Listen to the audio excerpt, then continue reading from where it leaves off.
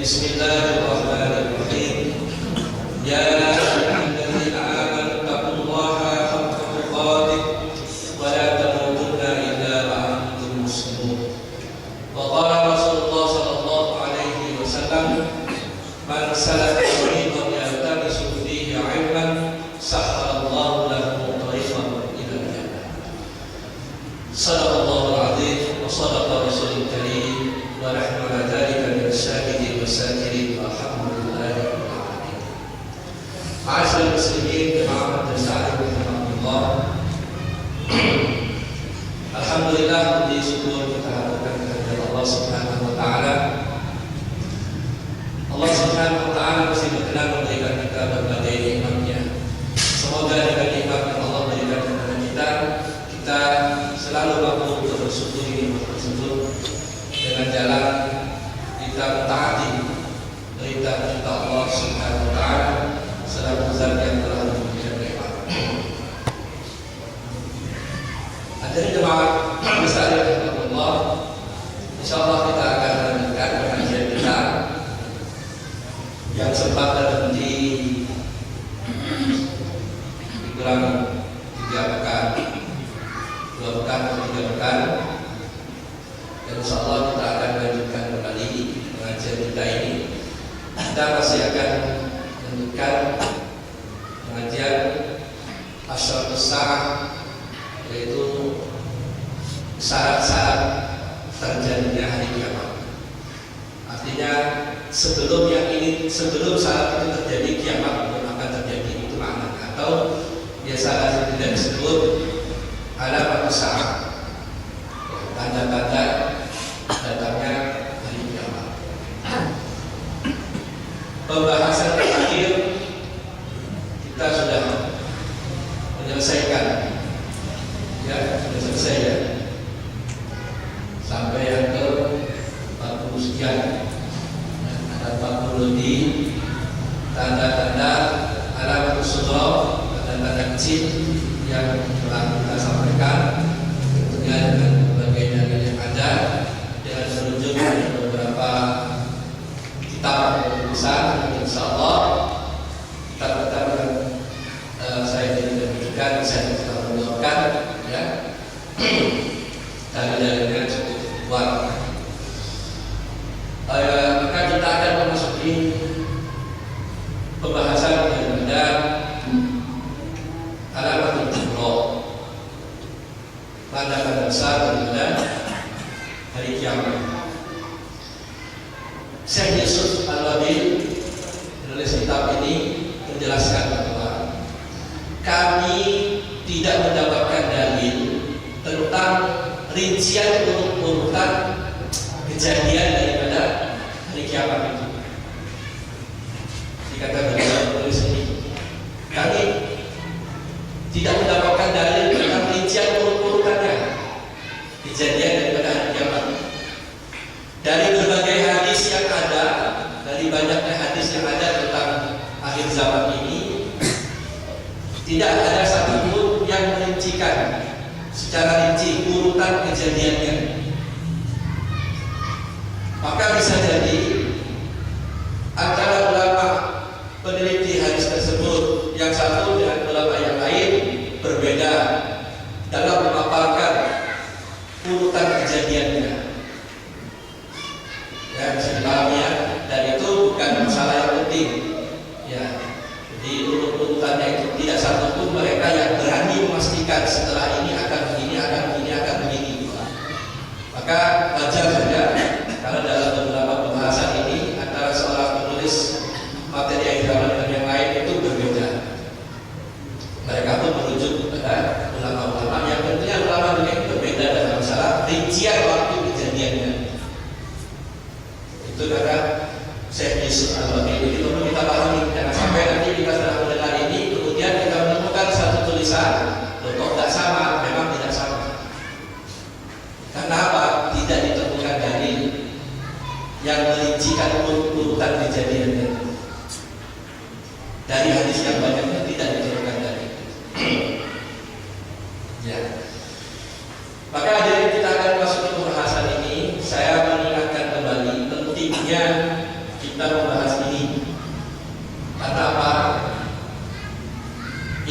jadi jangan sampai kita yang terkena dari ayat ini. Iqtaraba lin-nasi hisabuhum wa hum fi ghaflatin mu'ridun. Ya, surat Al-Anbiya ayat pertama. Telah dekat datangnya waktu hari berhisab. Telah dekat datangnya waktu untuk berhisab amal manusia, yaitu hari kiamat. Sedangkan Allah menjelaskan wa hum fi ghaflatin mu'ridun. Sementara manusia ketika itu dalam keadaan lalai dan berpaling. Kiamat yang sudah dekat yang Allah jelaskan. Kondisi manusia saat itu lalai dan berpaling. Inilah yang perlu menjadi peringatan kita bahwa 14 abad yang lalu ketika ayat ini diturunkan, itu Allah sudah mengatakan dekat. Nabi pun mengatakan dekat. Itu ana wasa'aka hadain, saya diutus dengan datangnya hari kiamat sedekat ini, seperti 2 jari ini. Kita bisa bayangkan kalau 14 abad yang lalu Allah dan Rasulnya telah mengatakan kiamat mendekat, lantas hari ini seberapa dekatnya hari kiamat? Tentu makin dekat. Dan dari tanda-tanda kecil yang sudah kita bahas itu, banyak dari tanda-tanda kecil itu yang memang sudah terjadi. Ya, banyak dari tanda-tanda kecil itu yang memang sudah terjadi. Maka bisa dikatakan kita yang hidup ini adalah fase menanti datangnya tanda-tanda besar dari kiamat. Menanti datangnya tanda-tanda besar di kiamat. Inilah pentingnya kenapa kita harus membicarakan ini. Jangan sampai kiamat yang sedang dekat, sudah dekat ini, kita dalam keadaan lalai, berpaling, tidak mempersiapkan, tidak punya ilmu tentang itu. Akhirnya kita menjadi bagian terkena fitnah dari akhir zaman. Yang fitnah-fitnah itu digambarkan saking dahsyatnya. Pagi orang beriman, sore bisa kafir. Sore beriman, paginya kafir. Jangan sampai alhamdulillah kita terkena itu. Maka kita akan masuk pembahasan tanda-tanda besar. Yang pertama saya akan menyampaikan bahwa ada satu hadis yang diriwayatkan oleh sahabat Huzaifah, tapi bukan Huzaifah bin Yaman. Ada seorang sahabat Nabi namanya Huzaifah bin Asim al-Ghifari. Huzaifah bin Asim al-Ghifari. Dia dari Ghifar. Dari Ghifar ini sukunya Hamzah. Dari Ghifar. Huzaifah bin Asim al-Ghifari dia menjelaskan ketika kami sedang duduk dengan para sahabat, maka ketika itu datang Rasulullah SAW. Rasulullah datang melihat kami sedang duduk berbincang, maka Nabi bertanya, apa yang sedang kalian bicarakan? Ya. Maka Huzaifah ini menjawab, kami sedang membicarakan tentang terjadinya hari kiamat. Ya. Maka Rasulullah ketika itu mengatakan, innaha lan taquma hatta tarawna qablaha asyra. Sesungguhnya kiamat itu belum akan terjadi, ya, sampai kalian sebelumnya melihat 10 tanda. Itu kata Rasulullah. Kiamat itu belum terjadi sampai kalian melihat 10 tanda kiamat.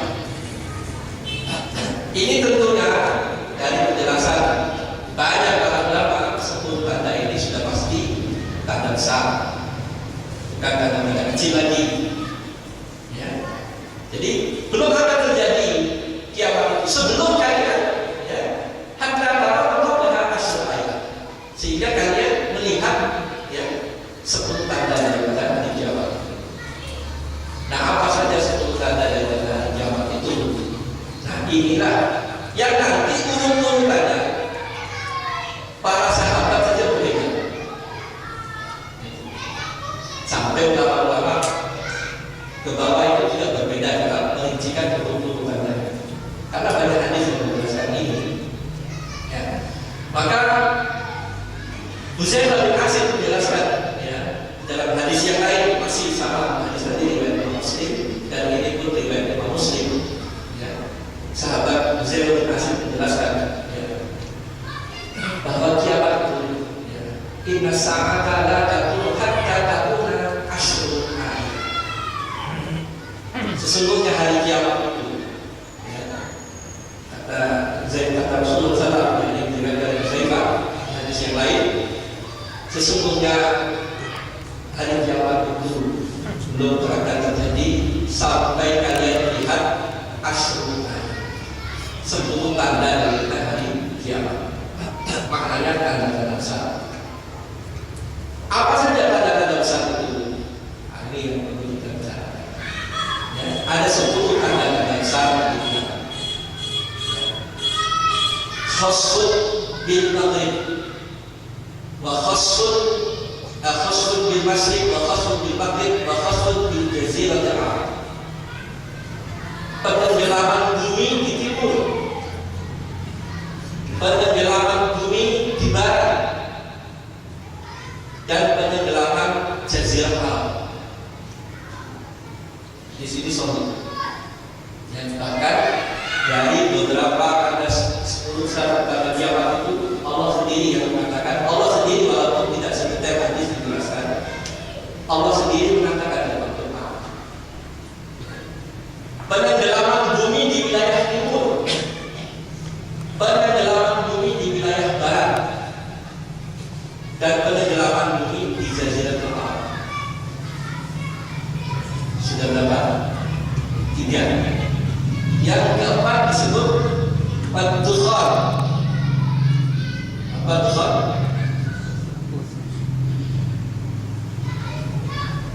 Asap. Asap. Akan terlihat, akan muncul asap. Ini dijelaskan oleh Allah Taala. Nanti kita akan bahas satu persatu. Ya. Kemudian setelah ad-dukhan, ad-dajjal, akan muncul Dajjal. Berapa? 5. Kemudian yang keenam, wadabatul ardh, binatang melata yang keluar dari perut bumi. Binatang melata yang keluar dari perut bumi. Seperti apa binatangnya, bagaimana nanti dijelaskan oleh pembahasan khusus. Tapi yang jelas binatang melata yang keluar dari perut bumi, binatang itu bisa berbicara. Aneh nggak? Aneh. Bagi kita aneh, bagi Allah tidak ada yang aneh. Ya, jangankan binatang. Ya, binatang nanti ya, sekarang saja banyak burung bisa berbicara. Ya, bahkan dalam perang melawan Yahudi, batu dan pohon itu bicara. Dijelaskan oleh Ibnu Hajar, Allah, itu bukan kiasan, benar. Batu dan pohon itu akan berbicara ketika umat Islam berperang melawan Yahudi. Berbicara sebenarnya, bukan kiasan. Jadi pendengaran berdiri di timur, di barat, di jazirah Arab, munculnya asap, keluarnya Dajjal dan Dabbatul Ardh, binatang melata yang keluar dari perut bumi, dan binatang itu bisa berbicara. Ya. Kemudian munculnya Ya'juj wa Ma'juj.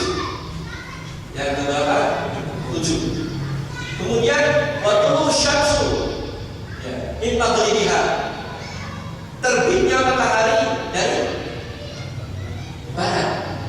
Biasa matahari terbit dari timur. Ya. Ternyata subhanallah, setiap hari matahari, bukan matahari saja, sebetulnya seluruh makhluk itu bersujud kepada Allah. Jadi ketika matahari tenggelam, dia itu bersujud kepada Allah SWT. Dan Allah perintahkan besok kamu muncul lagi dari tempat yang sama. Sampai kemudian pada satu hari Allah perintahkan, besok kamu jangan lagi muncul dari timur, muncullah kamu dari barat. Matahari setiap hari bersujud menyembah Allah. Ya. Bahkan seluruh makhluk, burung-burung pun beribadah menyembah Allah SWT. Dan masing-masing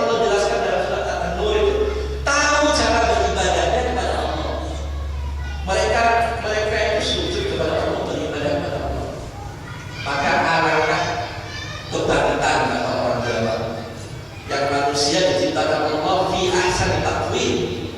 Dia lebih mulia dari binatang. Dia tidak mau rukuk dan sujud kepada Allah SWT. Padahal seluruh makhluk, ya, pohon-pohonan pun bersujud kepada Allah. Ya, sudah berapa itu?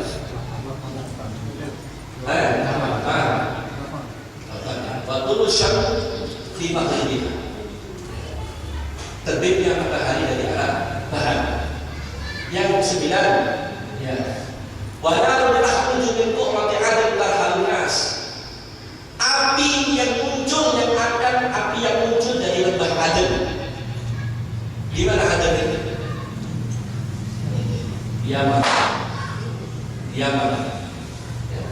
Api yang akan muncul dari lembah Aden, tarhalunas, yang akan menghalau manusia. Yang ke-9. Kemudian yang ke-10, wa nuzul Isa ibnu Maryam. Turunnya Nabi Isa ibnu Maryam, anak daripada Maryam. 10 tanda. Ya. Innaha lan taquma hatta tarawna qablaha asyru ayat. Ini maksudnya. Belum apa yang terjadi kiamat sampai kalian lihat 10 tanda. Ya, itu 10 tanda. Saya ulangi lagi.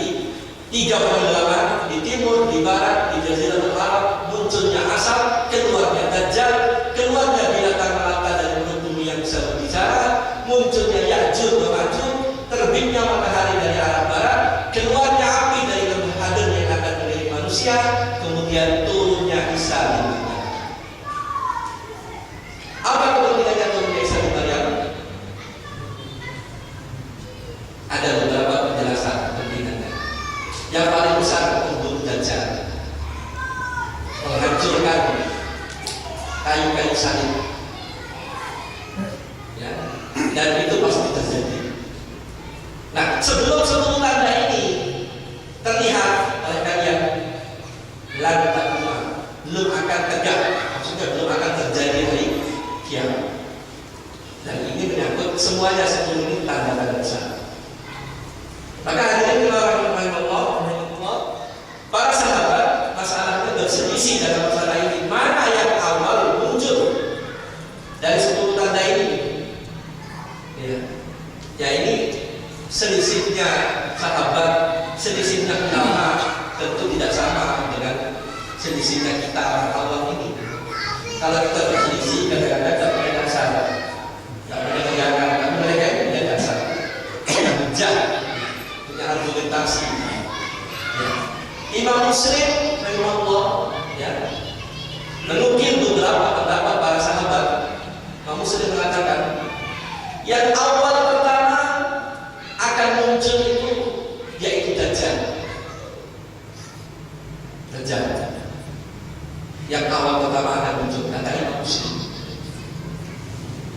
Kemudian kata Imam Ibnu Katsir rahimahullah, yang awal akan muncul itu tanda besar pertama yang akan muncul itu yaitu Dabatul Ard, binatang melata yang keluar dari mulut bumi. Kata Imam Ibnu Katsir.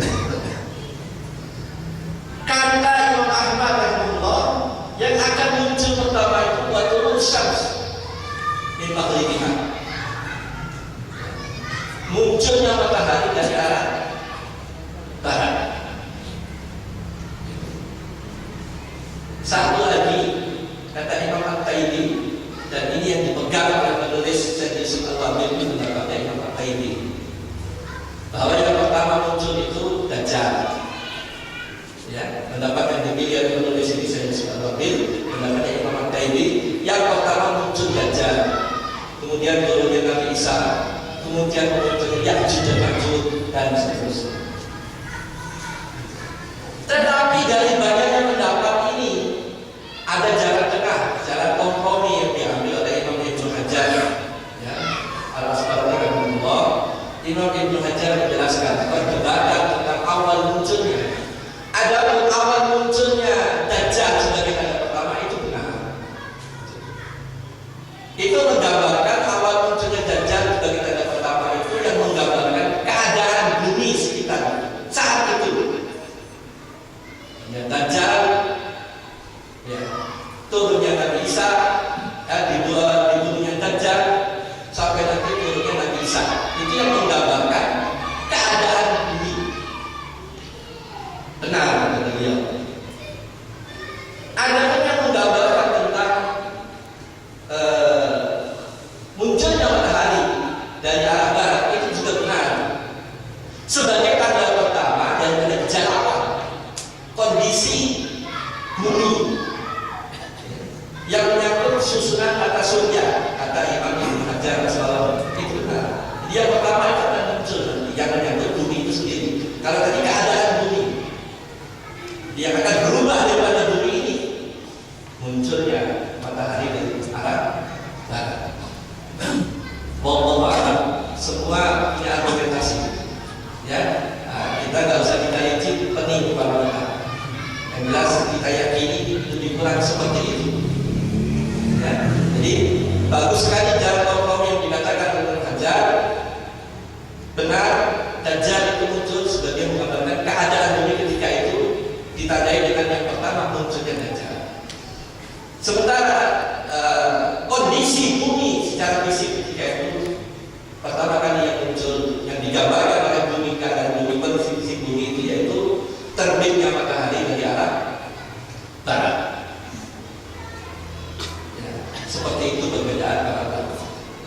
Tetapi karena kita fokus ya dalam pembahasan ini lebih banyak mengambil tulisan Syekh Yusuf Al-Wabil ini, beliau memilih untuk mengikuti pendapatnya Imam At-Taimi yang mengatakan yang pertama kali muncul yaitu Dajjal.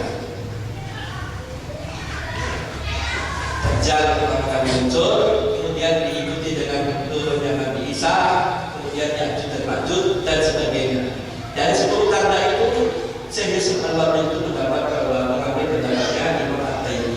Jadi yang pertama kali muncul nanti dalam pembahasan berikutnya yaitu Dajjal. Ya, munculnya Dajjal. Yang munculnya Dajjal ini dijelaskan dalam beberapa hadis disebut a'dzamul fitnah.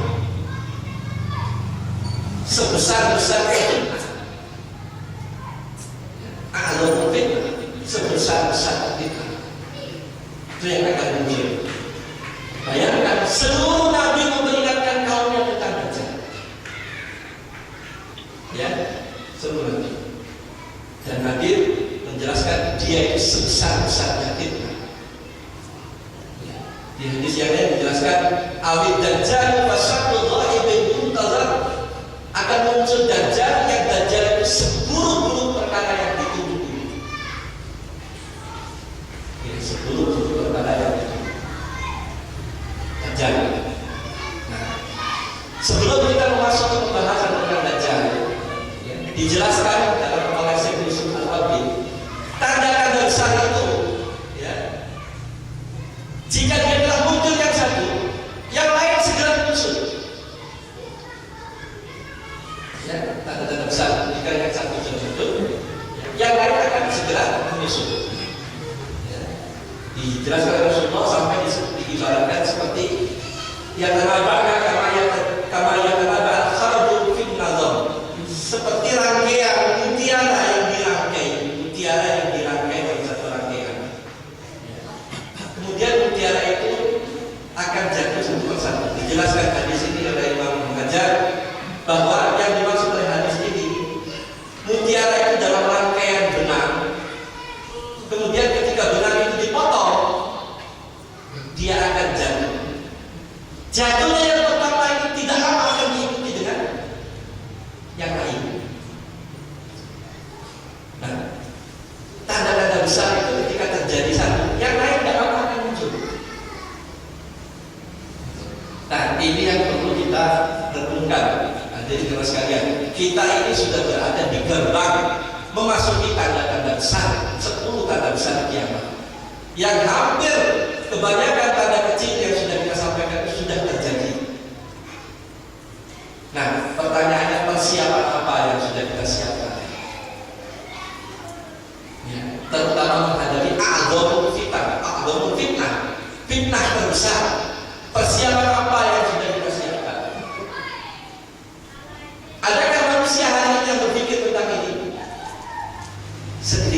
manusia. Maka kita ini termasuk hamba Allah yang beruntung. Ya. Zaman sudah tua, banyak manusia lalai kata Allah, banyak manusia berpaling kata Allah. Tapi syukur masih ada segelintir daripada hamba Allah yang mau merenungkan ayat Allah bahwa kiamat sudah dekat dan mereka mengadakan persiapan. Ini satu nikmat Allah yang patut kita syukuri. Kita tidak lalai bahwa kiamat memang sudah dekat, dan kita mengadakan persiapan untuk itu. Bahkan ada yang lebih khusus lagi, terlebih jangan lalai ya, tentang kiamat kecil, yaitu matinya seorang manusia. Ini kapan saja terjadi, tanpa seorang pun yang bisa mengetahui ya, kapan umurnya akan habis. Jika manusia itu mati kata Rasulullah, itulah kiamat di dirinya. Gitu. Nah, dalam pembahasan Dajjal ini dalam kitab Syekh Yusuf Al-Wabil bagus sekali, tapi bahasanya panjang sekali. Yang tentunya dari pembahasan yang panjang ini nanti kita akan singkat-singkat. Maka sebelum menjelaskan tentang Dajjal ini, dijelaskan dulu oleh Syekh Yusuf Al-Wabil tentang kata-kata Al-Masih. Al-Masih, Dajjal. Ada berapa penyebutan Al-Masih? Selain Dajjal, Al-Masih. Ya, orang banyak Al-Masih, Maryam. Ya, Al-Masih. Nah, Syekh Yusuf Al-Wabil itu menjelaskan bahwa lafaz Al-Masih itu dimutlakkan penyebutannya terhadap sesuatu yang pasti benar dan sesuatu yang pasti sesat dan bohong. Ya, saya ulangi kata saya sebut Al-Wabil. Lafaz Al-Masih itu satu kata yang dimutlakkan untuk menyebut sesuatu. Yang sesuatu itu dua. Yang pertama pasti benar. Yang kedua pasti sesat, pasti bohong. Ini makna Al-Masih. Maka Isa Al-Masih adalah yang pasti benar. Sedangkan Al-Masih Dajjal yang pasti bohong, pasti sesat. Ya, pasti sesat. Bahkan banyak ulama yang menjelaskan semua yang menyelisih kebenaran itu tidak layak disebut Dajjal. Semua yang menyelisih kebenaran itu layak disebut Dajjal. Nah, maka oleh karena itu hadirin rahimahullah, Nabi dalam banyak hadis memperingatkan. Karena fitnahnya dasarnya fitnahnya Dajjal luar biasa, sampai ke hal-hal yang kecil. Ya, seperti yang pernah disampaikan tadi, mungkin kita akal kita tidak terpikir, tapi memang begitu. Kalau memang agak bisa agama ini agak tersandarkan kepada akal gitu, tidak bisa. Sampai ke hal-hal yang kecil itu Dajjal nanti akan campur tangan di situ. Sehingga Rasulullah SAW memperingatkan. Jadi walaupun dalam masalah ini jangan orang awam, ada ulama, ada perdebatan yang panjang lebar dalam masalah ini. Seorang ulama besar di Mesir, ya, Syekh Rashid Ridho, berdebat dengan banyak ulama masalah ini. Jadi Syekh Rashid Ridho itu mengingkari tentang wujud aslinya kemunculan Dajjal itu diingkari oleh beliau, dan bukan dia saja. Ya, orang yang sepemikiran dengan dia, bahkan kata Syekh Al-Bani, orang-orang itu indikasi pengikut mempunyai aliran Mu'tazilah. Allah a'lam. Ini Syekh Al-Bani mengatakan. Padahal orang tahu Syekh Rashid Ridho itu ulama besar Mesir. Ya. Nah, mereka mengingkari wujud asli Dajjal, diingkari. Jadi mereka itu hanya membenarkan bahwa Dajjal itu gambaran tentang sesuatu yang rusak. Itu saja. Padahal Dajjal itu benar ada. Ya, maka dijelaskan oleh seorang ulama juga, ya, Syekh Abdurrahman bin Nasir As-Sa'di. Ya. yang menulis tafsir yang kali ini banyak dikaji oleh aktivis-aktivis ya di berbagai tempat ya. Tafsir yang sangat bagus ya, tafsir itu singkat, sangat bagus, dipuji oleh banyak ulama ya, ulama-ulama sekarang ya, tafsir As-Sa'di dibilang dengan tafsir As-Sa'di atau tafsir Karim Rahman. Itu saya Abdul Rahman As-Sa'di menjelaskan secara global. Berbicara tentang Dajjal, dua kata beliau, dibagi dua. Dajjal itu sendiri sebagai wujud sosok, dan Dajjal sebagai satu sistem. Dajjal sebagai wujud aslinya Dajjal, sosok Dajjal, dan Dajjal sistem Dajjal. Bisa jadi seseorang itu dia tidak bertemu Dajjal secara sosok wujud aslinya, tapi dia tidak akan bisa lolos daripada sistem Dajjal. Sistem Dajjal disebut oleh beliau ya, disebut diantaranya apa? Materialisme, komunisme, kapitalisme ya, dan bahkan isme-isme yang lain. Ini sistem Dajjal yang hari ini sudah berada di mana-mana ya. Termasuk apa sistem yang memisahkan agama dengan negara? Sekularisme. Ini sistem Dajjal. Sistem Dajjal di mana hari ini hampir seluruh negeri Islam, kecuali beberapa negeri Islam, kecuali beberapa penguasa negeri Islam, macam di Afghanistan Taliban ya, yang sudah eksis, sudah punya wilayah, itu jelas tidak menganut sistem ini. Tetapi selain itu, hampir di seluruh negeri Islam, sistem Dajjal sekularisme ini menjadi angkutan di seluruh negeri Islam. Ya, orang boleh percaya, boleh tidak, kenyataannya seperti itu. Agama di sini, negara di sini. Jadi kalau bicara negara, jangan bawa-bawa ayat, jangan sangkut pautkan dengan agama. Ini sekularisme, ini sistem Dajjal. Mau nggak percaya ya silakan saja. Ini dijelaskan oleh ulama. Ya. Dan ini hampir seluruh negeri Islam terkena ini. Ya. Semua yang mengisi itu. Jadi kalau agama di masjid, cara ayat dalil nggak apa-apa di masjid. Tapi kalau sudah menyangkut kenegaraan, kalau bahasa kita sekarang parlemen dan sebagainya, itu bukan wilayah agama. Ini sekularisme, inilah sistem Dajjal yang hari ini hampir seluruh negeri Islam tidak terkecuali. Hatta Mesir hari ini, Mesir yang ingin diatur dengan syariat Islam malah dikudeta. Hasil menang pemilu murni, ya, Muhammad Mursi murni menang pemilu, dikudeta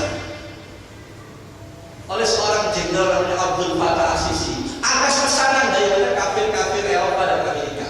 As-Sisi ya ditekan oleh orang kafir, didobrak Mursi, di penjara dan dijatuhi hukuman mati.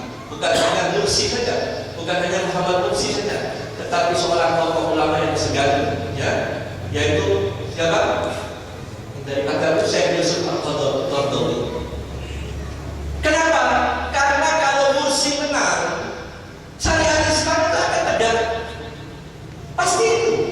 Karena cita-cita mereka menegakkan syariat, menegakkan khilafah, pasti. Setan Dajjal tidak suka. Ini sistem Dajjal.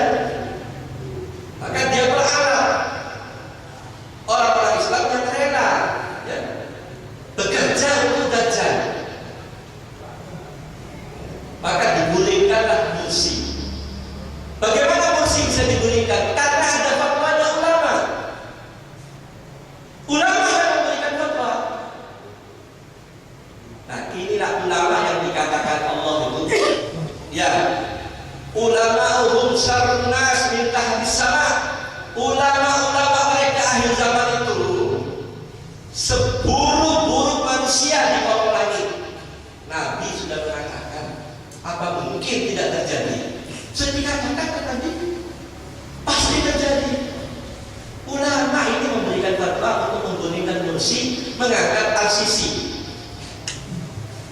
Hanya karena Mursi itu menang pemilu, cita-citanya menegakkan syariat, menegakkan khilafah. Sayangnya perkara ini tidak dipahami oleh kaum muslimin. Karena apa? Kerjaan kaum muslimin, maaf sekali saya mohon maaf, tidak berpikir lagi tentang Islam. Mereka mencampakkan Islam. Yang penting lulus, dia bisa papan, bisa jadi orang kaya, terkenal. Islam nanti dulu. Inilah nasib kita hari ini. Maka saya dan antum itu perlu bersyukur Allah beri petunjuk kita untuk peduli terhadap Islam, ya, untuk mau memikirkan Islam di tengah banyaknya orang mencampakkan Islam. Inilah amal yang kita berhusnuzon kepada Allah. Mudah-mudahan dengan amal ini ya Allah Engkau ridho. Karena ibadah kita yang fardu ditambah yang sunnah untuk menembus surga ke surga mustahil. Ibadah kita yang fardu ditambah yang sunnah untuk menembus surga ke surga mustahil. Apa arti ibadah kita dibanding ibadahnya para sahabat? Tetapi kita ingin punya satu amal yang dengan amal itu Allah ridho. Apa itu? Kita ingin menjadi bagian daripada upaya iqamatuddin, menegakkan syariat Allah. Di tengah banyaknya Allah orang mencampakkan agama, di tengah banyaknya orang yang menginjak-injak agama, di tengah banyaknya orang melecehkan syariat, tampillah segelintir hamba Allah yang lemah, tampil ingin mengangkat memuliakan Islam. Inilah amal yang kita berhusnuzon kepada Allah. Mudah-mudahan dengan ini ya Allah Engkau ridho. Ridhonya Allah itu yang mudah-mudahan bisa mengantarkan ke surga. Bukan amal kita, bukan ibadah kita yang perlu ditambah yang sunnah. Jadi kita ingin punya satu amal yang dengan amal itu Allah ridho. Apa itu? Amal yang paling memungkinkan kita itu ambil bagian daripada upaya menegakkan agama Allah. Kenapa begitu? Banyak orang yang sudah mencampakkan agama Allah, maka muncullah segelintir hamba Allah. Itulah yang membuat insyaallah Allah akan ridho. Ya. Maka hadirin Allah, pembahasan ini tentu mengarah ke sana. Ya, ruh daripada pembahasan ini, marilah kita ini setelah kita paham, setelah kita melek, kita hidup di zaman fitnah, apa yang harus kita persiapkan, apa yang harus kita perbuat. Apakah kita diam? Apakah kita rela menjadi bahagia dari kerusakan itu? Tidak.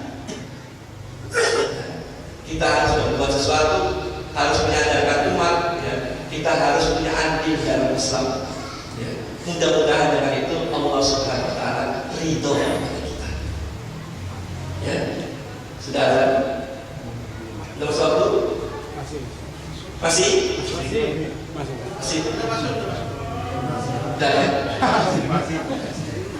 Dan karena sudah masuk waktu, insya Allah kita akan depan dengan kita akan masuki tanda besar pertama, yaitu munculnya Dajjal. Insya Allah. Subhanallah wa bihamdika, asyhadu an la ilaha illa anta, astaghfiruka wa atubu ilaik. Assalamualaikum.